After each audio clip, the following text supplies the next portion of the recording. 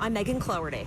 Next up, the election, as the candidates in the Virginia governor's race are done debating. I'm Nick Einelli. A new mural drawing attention to kids and hunger in D.C. This is Kyle Cooper. The Dow is up 194 points. 12 noon.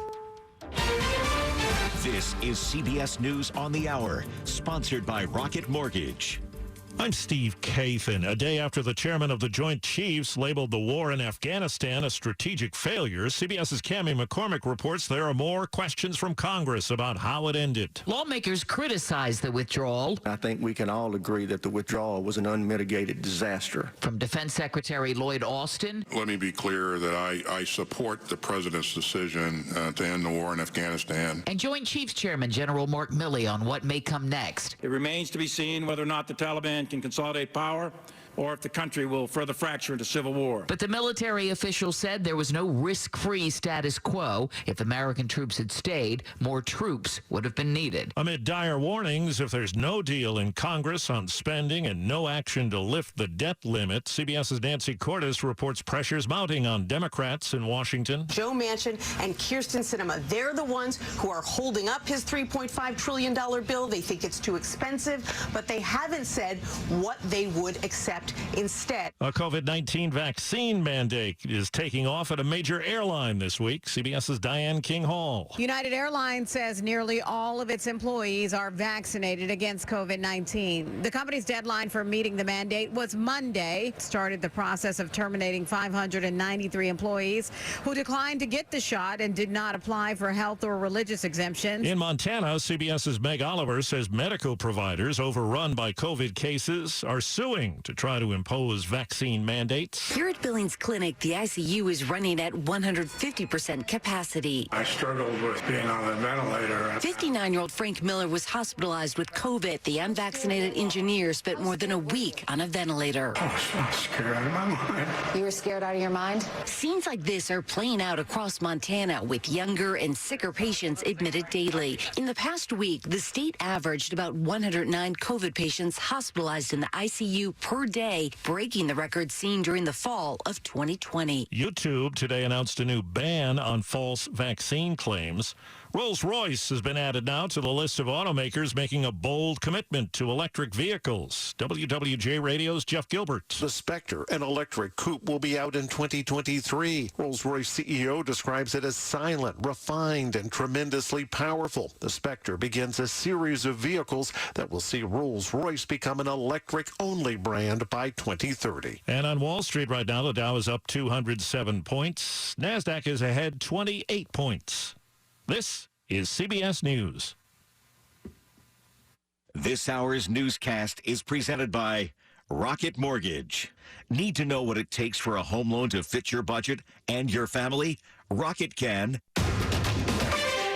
It's 12:03. Welcome into WTOP Wednesday afternoon, September 29th. Nice and sunny, 63 as we get you into the 70s today. Good afternoon. I'm Deborah Feinstein. And I'm Mark Lewis with the top local stories we're following this hour. 7 students facing charges now following a knife fight at Annapolis High School. It happened this morning, and 2 other kids were also injured in that fighting. The school was placed on a brief lockdown. WTOP's Megan Cloherty has details. Anne Arundel County Police Lieutenant Jackie Davis says 2 student resource officers came upon a fight at 8:45 in the morning at the top of a stairway in Annapolis High School. One of the teachers started yelling, "He has a knife, he has a knife." The officers were able to very quickly disarm that subject and take him into custody. That's when they noticed that there were 2 juvenile males that had been cut or stabbed. Davis says those boys are expected to be okay.